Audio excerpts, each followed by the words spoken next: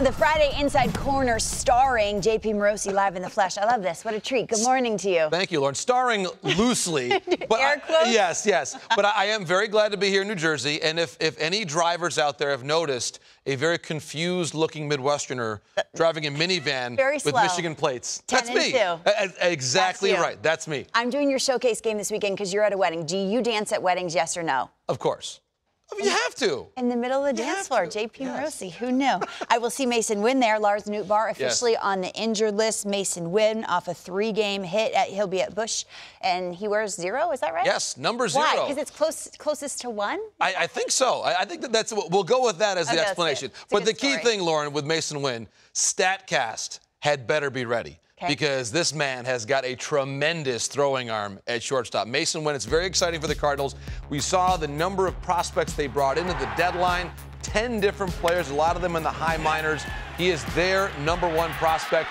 Power, athleticism, throwing arm. Look at that right center field approach from Masyn Winn. So this is part of the next generation. This is why, of course, Paul DeJong was available to be traded at the deadline, why the Cardinals were so open-minded to moving some players. As you mentioned, with Nootbaar going on the IL, there's power with Winn. He is going to be a shortstop, I believe, for this organization for a long time. He is a potential 2020 type player in the major leagues. And get a look at him tomorrow night on MLB Network. The Blue Jays, we talk about this, JP, all the time. When you talk about ingredients, they kind of have it all. They're missing Bo Bichette, and I've read that he's trying to see how close to 100% he can get. What's the latest? Well, the latest is he should be back in the major leagues this weekend, Lauren. A very good sign last night at Buffalo, a home run.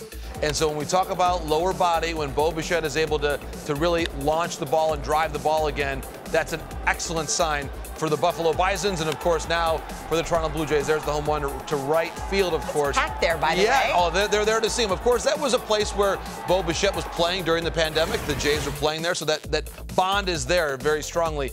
He is, Lauren, their MVP, one of the most valuable players, I believe, in the American League, not named Shohei Ohtani. I think the Jays have shown that without him, not quite the same team.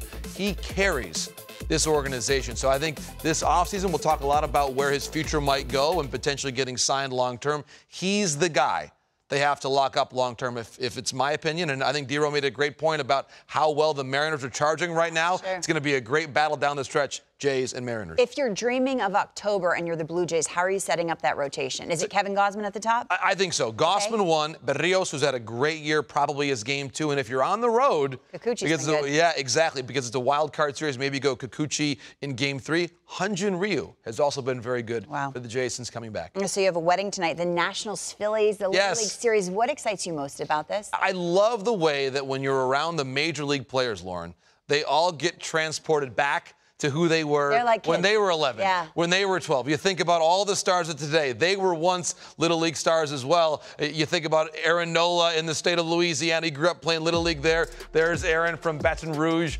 Louisiana. He'll be here as part of this great series over the weekend, the Phillies and the Nationals.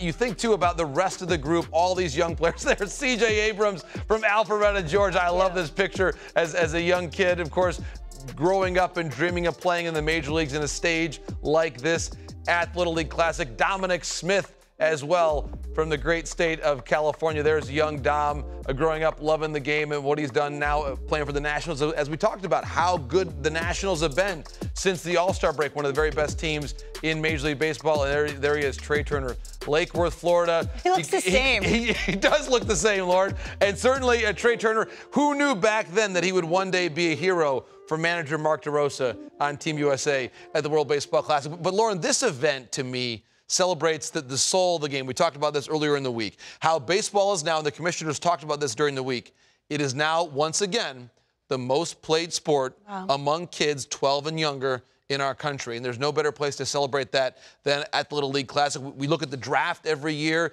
MLB develops 10 of the top 50 picks.